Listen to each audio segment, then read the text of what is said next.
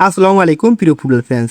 31শে March Bangladesh বনাম Singapore ম্যাচের মধ্য দিয়ে দেশের বিখ্যাত কোচ কাবরেরো চুক্তির মেয়াদ শেষ। তাই এখন হামজা সমিত জামালদের জন্য নতুন কোচের খুঁজে বাংলাদেশের ফুটবল সিন্ডিকেট ভাঙতে এখন দরকার হোয়াইট উইচ ডক্টর। কেননা হেভিয়ার কাবরেরোর অধ্যায় শেষ। এখন সময় এসেছে এমন একজনকে ড্রাগ আউটে বসানোর, যার নাম শুনলে মাঠের বাইরের রাজনীতি আর ড্রেসিং রুমের সিন্ডিকেট থরথর করে কাঁপবে, যার নেতৃত্বে বাংলাদেশের বিশ্বমঞ্চে লড়বে, আর সেই নামটি হতে পারে ফিলিপ ট্রোসিয়ার। কেন বাংলাদেশের জন্য এই ফরাসি মাস্টারমাইন্ড পারফেক্ট? 2022 বিশ্বকাপে জাপানকে নক আউটে নিয়ে এশিয়ার ফুটবল মানচিত্র বদলে দিয়েছেন তিনি। তাকে বলা হয় এশিয়ান ফুটবলের রূপকার।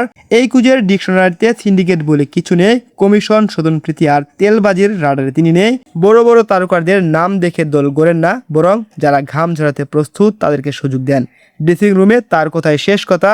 কাতার, ভিয়েতনাম, জাপান, মরক্কো, নাইজেরিয়া এবং আইভরি কোস্ট, দক্ষিণ আফ্রিকার মতো দেশে কোচিং করানোর অভিজ্ঞতা রয়েছে তার।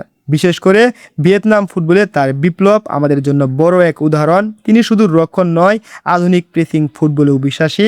বাংলাদেশের বর্তমান ফুটবলে যে টেকনিক্যাল অভাব রয়েছে, যে শূন্যতা রয়েছে, তা পূরণে তিনি সেরা বিকল্প।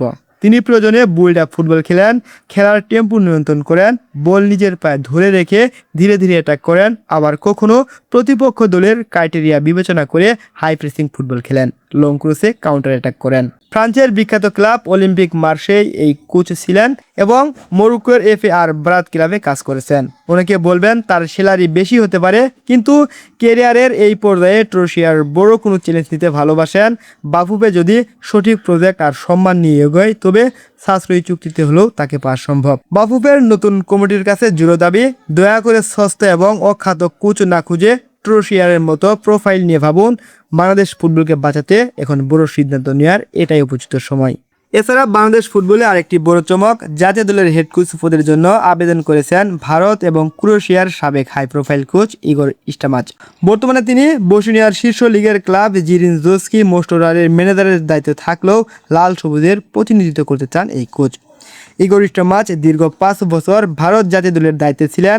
তার অধীনে ভারত সাফ চ্যাম্পিয়ন এবং ইন্টারকন্টিনেন্টাল কাপ জিতেছিল। ভারত দলে থাকাকালীন তার বার্ষিক বেতন ছিল 4 লাখ, প্রায় 4.7 কোটি টাকা। ইগর স্টামাচের মাসিক ক্যারিয়ার বেশ সমৃদ্ধ। তিনি বিভিন্ন ক্লাব এবং জাতীয় দলের সাথে কাজ করেছেন। তিনি ক্রোয়েশিয়া এবং ভারতের হেড কোচ ছিলেন এবং কাতার, ইরান, ক্রোয়েশিয়া এবং বনশিয়ার ক্লাবে কোচিং করানোর অভিজ্ঞতা রয়েছে তার। তিনি খেলোয়াড় হিসেবে ছিলেন বেশ বিশ্বমানের। তিনি 1998 সালে বিশ্বকাপে তৃতীয় হওয়া ক্রোয়েশিয়ার দলের অন্যতম সদস্য ছিলেন। ইগর স্টামাচ ইংলিশ প্রিমিয়ার লিগ এবং লা লিগা এবং ক্রোয়েশিয়ার লিগে খেলার অভিজ্ঞতা রয়েছে। ক্রোয়েশিয়ার এই লিজেন্ডারি ডিফেন্ডার কি পারবেন বাংলাদেশ ফুটবলের মানচিত্র বদলে দিতে? বাফুফে কি তার বিশাল বেতন অবকাঠামো সামলে তাকে নিয়োগ দেবেন? এবং সময়ের সাথে এখনই একটা নতুন কোচ নিয়ে আসার। আর বাংলাদেশ এই সময় যদি নতুন কোনো কোচ না নিয়ে আসে, তাহলে হামজা সমিত, জামাল ভুঁইয়া, ফাহমিদুল কিবা মিচেল এদের মতো টপ 10 তারকাদের কখনোই সামলাতে পারবে না কোচ কাবরেরোর মতো অচল কোচ। বাফুফে এবং বাংলাদেশ ন্যাশনাল কমিটির কাছে জোরালো আবেদন, আপনারা কোচ কাবরেরো, যেহেতু এই মাসেই তার চুক্তির ম্যাচ শেষ হবে, অতএব এই ধরনের বেশ কিছু হাই প্রোফাইল কোচ দেশে নিয়ে আসুন, দেশের ফুটবলকে পরিবর্তন করুন, তাহলে দেশের ফুটবল প্রেমীরা আপনাদেরকে সম্মান করবে। ধন্যবাদ সবাইকে। আসসালামু আলাইকুম।